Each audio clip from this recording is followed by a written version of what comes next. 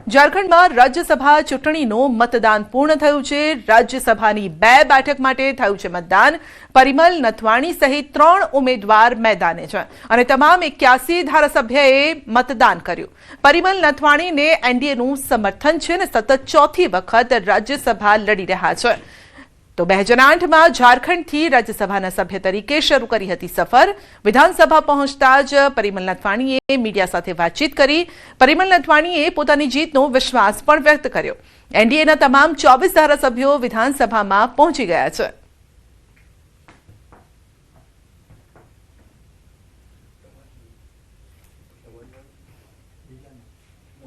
Sumul dairy ચૂંટણી મામલો છે અને ભાજપની મેન્ડેટ પ્રથાનો વિરોધ કરાયો છે। કોંગ્રેસ દ્વારા વ્યક્ત કરાયો છે આ વિરોધ। કોંગ્રેસ નેતા તુષાર ચૌધરીનું નિવેદન છે।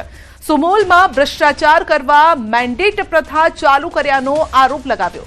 સુમુલ સહકારી સંસ્થા છે, પશુપાલકોની સંસ્થા છે। આ કોઈ પોલિટિકલ પાર્ટીની ચૂંટણી નથી, તો ભાજપ મેન્ડેટ શા માટે આપી રહી છે તેવા આક્ષેપ લગાવ્યા છે।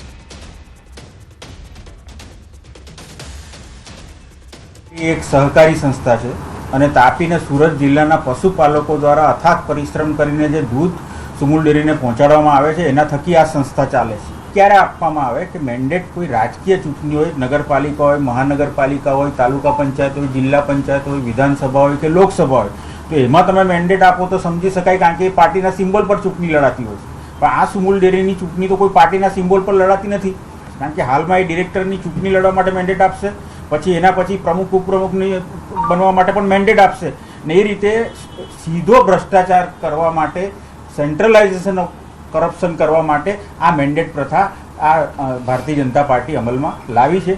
આવા જ લોકોને ફરીવાર મેન્ડેટ આપીને 2.5 લાખ પશુપાલકોની સાથે રમત કરીને એના પસીનાના નાણાંનો જે દુરુપયોગ કરવા માટેની જે ચાલી રહ્યા છે એનો કોંગ્રેસ પક્ષ વતી અમે બધા વિરોધ કરી રહ્યા છે। પૂર્વ મેયર નૈના પેઢડિયા ફરી વિવાદમાં આવ્યા છે। રાજકોટની વાત થઈ રહી છે। પૂર્વ મેયરના પતિનું ગેરકાયદેસર બાંધકામને લઈને નવું બોડી અજાણ। નોટિસ બાદ પણ ગેરકાયદેસર બાંધકામ ચાલી રહ્યું છે। સ્ટેન્ડિંગ ચેરમેન જાણ ન હોવાનું કહી અને હાથ ખંખેરી રહ્યા છે। અગાઉ રાજકોટ મનપાના ટાઉન પ્લાનિંગ વિભાગ દ્વારા બાંધકામ અટકાવવા બાબતે તેમજ કથિત ગેરકાયદેસર બાંધકામ કરવા બાબતે ખુલાસા માટે 261 મુજબની નોટિસ પાઠવવામાં આવી હતી અને તેમ છતાં પૂર્વ મેયર નૈના પેઢડિયા અને તેમના પતિને જાણે કે તંત્રનો કોઈ ડર જ ન હોય તેમ હવે બાંધકામ પૂર્ણ કરાવી લેવાની તૈયારીમાં હોવાના દ્રશ્યો પણ સામે આવ્યા। તો સમગ્ર મામલે મીડિયા દ્વારા બાંધકામની તૈયારી પૂર્ણ કરવાની જે તૈયારી હોવાનો અહેવાલ પ્રસારિત કરવામાં આવતા કલેક્ટર તંત્ર અને રાજકોટ મનપા સંકલન કરીને આગળની કાર્યવાહી કરશે તેવી માહિતી સામે આવી છે। અને ત્યારે શું અત્યાર સુધી મહાનગરપાલિકા તેમજ જિલ્લા વહીવટી તંત્ર જાણી જોઈને આંખ મીચામણા કરતું હતું તેવા સવાલો ઉઠી રહ્યા છે। તો સામાન્ય વ્યક્તિઓના ગેરકાયદેસર મિલકતો ઉપર બુલડોઝર ફરે છે। પૂર્વ પદાધિકારીઓના ગેરકાયદેસર બાંધકામ ઉપર શું બુલડોઝર ફરશે? આ સવાલ ઉભા થયા છે। સ્થાનિકો પણ સવાલ કરી રહ્યા છે।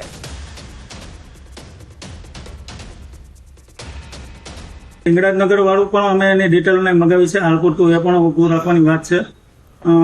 મેયરવાળી વાત છે, પૂર્વ મેયરવાળી, એ મારા ધ્યાન પર નથી। ટીપી શાખામાં વાત કરીને હું એમની ડિટેલ્સ મગાવીશ। ટીપી શાખાએ અત્યાર સુધીમાં શું પગલાં લીધા છે, કયા સ્ટેજે છે, એ હું તપાસ કરાવીને પછી આપને ધ્યાને મૂકીશ।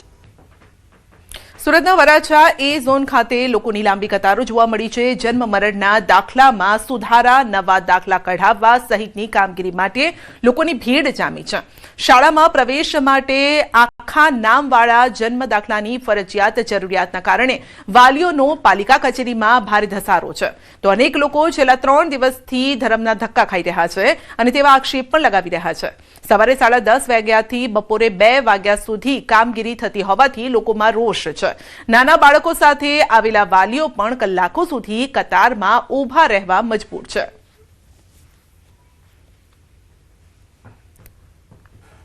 વરાછા ઝોનની અંદર સવારના 9 વાગ્યાના લાઈનમાં ઊભા છે। જન્મ મરણના દાખલાના છોકરાના સુધારા કરવાના, તો પણ હજી ઓફિસ ખુલ્લી નથી અને હજી સાહેબો આવ્યા નથી। અને 2 દાખલા લઈને આવે, 2 બાળકના, તો 1 દાખલો આપે ને 1 કે 2 દિવસ પછી આવજો। नाम चेंज कराने के लिए आया। कितनी बार आया? 6ठी बार आया हूँ। 8 बजे से आया हूँ, अभी ये देखो 11 बजे। यहाँ का मतलब सिस्टम ऐसा रहता है। અમદાવાદ શહેરમાં પાણીનો કકળાટ ઓછો થવાનું નામ નથી લઈ રહ્યો. અસારવામાં આવેલા ભીલવાસમાં પાણીની ભારે તંગી છે. એમસીની કચેરી ખાતે સ્થાનિકોએ હલ્લાબોલ કર્યો, વિવિધ બેનર સાથે સૂત્રોચ્ચાર કર્યા. ફેબ્રુઆરીથી પાણી પુરવઠો ખોરવાયો હોવાનો સ્થાનિકોનો દાવો છે. ટેન્કર પર નિર્ભર બનતા સ્થાનિકોમાં ભારે રોષ છે. એમસીની દાણાપીઠ કચેરીએ આવેદનપત્ર આપ્યું અને પાણી સમસ્યાના ઉકેલની ઉગ્ર માંગ કરી છે. તાત્કાલિક કાર્યવાહી નહીં થાય તો આંદોલનની ચીમકી ઉચ્ચારી છે.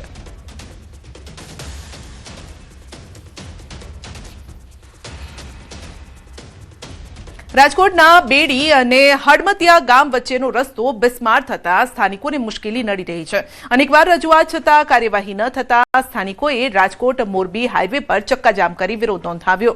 ઘટનાની જાણ થતાં કુવાડવા રોડ પર સ્થળ પર પહોંચી અને પોલીસ સ્થળ પર પહોંચી હતી અને સમજાવટ બાદ વાહન વ્યવહાર ફરી શરૂ કરાયો. સ્થાનિકોએ આક્ષેપ કર્યો છે કે રસ્તાની હાલતના કારણે અગાઉ અકસ્માતોમાં 2 લોકોના મોત થયા અને જેથી તાત્કાલિક રસ્તાના સમારકામની માંગ સાથે ગ્રામજનોએ તંત્ર સામે રોષ વ્યક્ત કર્યો. જે રસ્તાને લીધે ઘણાના પરિવારો બરબાદ થાય, ઘણી જાતના એક્સિડન્ટ થાય, સામે સામે એકાબીજા થઈ જાય છે. ઘણા લોકો આના લીધે માથાકૂટ પણ કરે રસ્તાના કારણે. હજી સુધીમાં કોઈ રસ્તો બન્યો નથી. અમારી માંગ એટલી છે કે અમને રસ્તો કરી આપે, અમારી બીજી કોઈ જાતની પણ માંગ નથી. ભરૂચના અંકલેશ્વરના વોર્ડ નંબર 4ના સંજયનગર વિસ્તારમાં સરકારી રોડ ખોદાતા વિવાદ સર્જાયો છે. સ્થાનિક કોર્પોરેટર વિશાલ ચૌહાણે આક્ષેપ કર્યા છે કે પાલિકાની કોઈ મંજૂરી વગર ખાનગી જેસીબી મશીન દ્વારા રોડ ખોદવામાં આવ્યો છે અને સમગ્ર મામલે તેમણે પાલિકા તંત્રને રજૂઆત કરી જવાબદારો સામે તપાસ કરી કાયદેસરની કાર્યવાહી કરવાની માંગ કરી છે.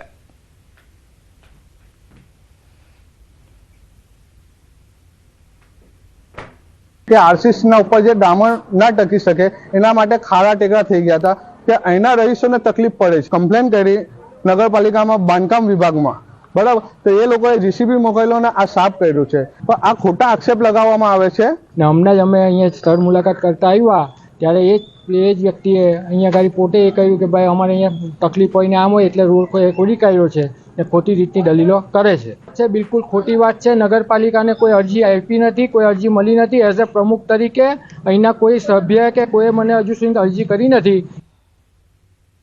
એમસીએ બુદ્ધિનું દેવાળું ફૂંકી દીધું છે. ફૂટપાથ પર આવેલા વીજપોલ સાથે બાંધકામ કર્યું. ખાનગી વ્યક્તિએ વીજપોલ સાથે બાંધકામ કર્યું. સરદારનગર વોર્ડમાં જોવા મળી છે 8મી અજાયબી. એમસી ફૂટપાથ પર રહેલા વીજ પોલ પર જ દબાણ થઈ ગયું છે અને આ પ્રકારના બાંધકામને કેમ મંજૂરી મળી એક સવાલ છે. ફૂટપાથ પર આરસીસીના ધાબા ભરાયેલા જોવા મળ્યા છે.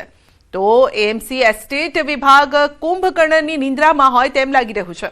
સામાન્ય લારી ગલ્લાના દબાણ દૂર કરીને સંતોષ માને છે એમસી, પરંતુ શું અહીંયા કાર્યવાહી થશે? ફોન ઉપર બી કીધું, હમણાં કીધું કે ડાલુમલ તોડાવી નાખો. હું સાહેબ તોડાવી રહ્યો છું.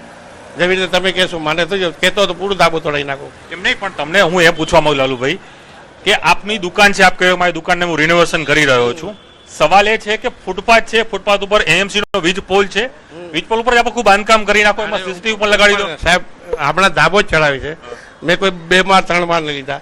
મારાથી ભૂલ થઈ મેં તોડી રહ્યો છું સાહેબ. પણ એએમસી ને ખબર હતી કે તમે આ બધું બાંધકામ કરી રહ્યા છો? એમસી ને ખબર છે કે હમણાં ખબર પણ મને જ્યારે ખબર પડી ત્યારથી મને ફોન આવે છે. જ્યારથી ફોન આવ્યો? 2-3 દિવસથી ફોન આવ્યો કે ડાલુમલ તે ખોટું કર્યું છે, આ તોડી નાખ. બહુ સાહેબમાં તોડી નાખો. તમને લાગે છે કે આવું ન કરવું જોઈએ, આવું કરવું જોઈએ? મને લાગે છે આ મારા ભૂલમાંથી આ થઈ ગયો છે. મને લાગે છે. મેં ક્યાં જીત કરું છું સાહેબ? ના થયું છે હું તોડી કહેતા હો તો પૂરું ધાબુ તોડી નાખો. એ વાત નથી. લીગલ તમે લીગલી તો રાખો, અનલીગલી છે તમારું? નહીં સાહેબ, લીગલ દસ્તાવેજ વાળી વસ્તુ છે સાહેબ. તમે કહ્યા છો આસપાસ બધા અનલીગલી બધા બાંધકામો કરી રહ્યા? અનલીગલ નહીં કહું છું. બધાના દસ્તાવેજ આવી રીતે કર્યું છે સાહેબ. બધાએ બનાવ્યું છે, ઉપર નીચે બનાવ્યું હતું. હું તો હમણાં મારો ધાબો પડવા આપ શેનો લાલુભાઈ ધંધો શેનો કરો છો? રસ્તાની લારી ચલાવું છું સાહેબ. તાપી ક્યાં દુકાન છે આપની? અહીંયા દુકાન છે આપની કે શું ઘર છે આપણું? નહીં, દુકાન છે ને સાહેબ. ઉપર શું આ બાંધકામ શેનું થઈ રહ્યું હતું? ઉપર ધાબો નીચે દુકાનો છે, તો ધાબીની હાઈટ વધારવા માટે ને નીચે એ વધાવી છે. ઉપર મકાન નહીં બનાવ્યું છે. એક જ રજા ચિઠ્ઠી આપી એમસી? હા, રજા ચિઠ્ઠી આપેલી છે. હા, નિયમ પ્રમાણે છે બધું? હા સાહેબ. અનલીગલ છે તોડી નાખશે તો વાંધો નહીં? અનલીગલી હોય? હા, વાંધો નહીં સાહેબ. તો હમણાં તોડી નાખો. મને કોઈ એટલો મને બહુ પરેશાન થઈ ગયો છું. આવી રીતે આપણે કોઈ મકાન નહીં બનાવી શકીએ. કોઈ ગરીબ માણસ આવી રીતે ના કાઢી શકે. આ તો જુલુમ છે યાર.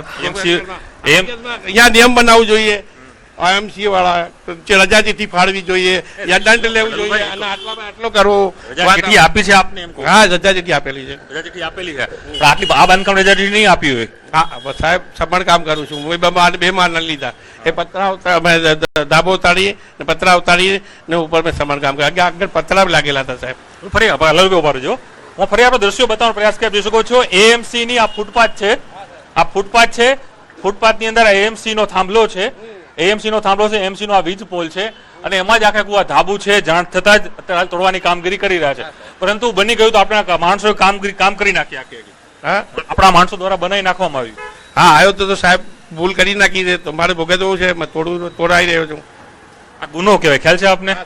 AMC ની પ્રોપર્ટીનો ગુનો કહેવાય. મેં એ માટે હું તોડું છું ને પોતે મારું તો નુકસાન છે સાહેબ. મારી કોર્પોરેટર વાત આપણે દ્રશ્યો બતાવીશ. મારા કહીશ સામે જે કહે છે કે સરદારનગર વોર્ડના કોર્પોરેટરનું ઓફિસ છે. એક્ઝેક્ટ એની સામે આ પ્રકારનું ગેરકાયદેસર બાંધકામ થયું. એટલે આ ભાજપના કોર્પોરેટરો પણ ક્યાંક આમાં ઇન્વોલ્વ હોય તેવું લાગી રહ્યું છે, કારણ કે એમની સામે આ ન દેખાણું, અરજી પણ ન કર્યું. ફરી હું આપણે દ્રશ્યો બતાવીશ. આ ફૂટપાથ છે. આ ફૂટપાથની સાથે આખું આ બાંધકામ છે. અહીં એનું કહેવું છે કે અમારી નીચે દુકાન હતી નાસ્તાની અને એને અમે ઉપર મોટી કરી રહ્યા હતા અને તેના જ કારણે અમદાવાદના જે ઉત્તર ઝોન છે, ઉત્તર ઝોને આ પરવાનગી આપી. આ દ્રશ્યોમાં જોઈ શકાય છે CCTV પણ લાગી ગયા છે અને CCTV સાથે ઉપર આખો વીજ પોલનો થાંભલો પણ જતો રહ્યો છે. એટલે આપ જોઈશું કે કઈ પ્રકારની ભલીહારી છે. મહાનગરપાલિકામાં જોઈએ છે કે કુંભકર્ણની નિંદ્રામાં મહાનગરપાલિકાનું એસ્ટેટ વિભાગ હોય તેવું લાગી રહ્યું છે. કદાચ જે અધિકારીઓ રાઉન્ડમાં નીકળે છે કદાચ તેઓને આંખે નહીં દેખાડ્યું હોય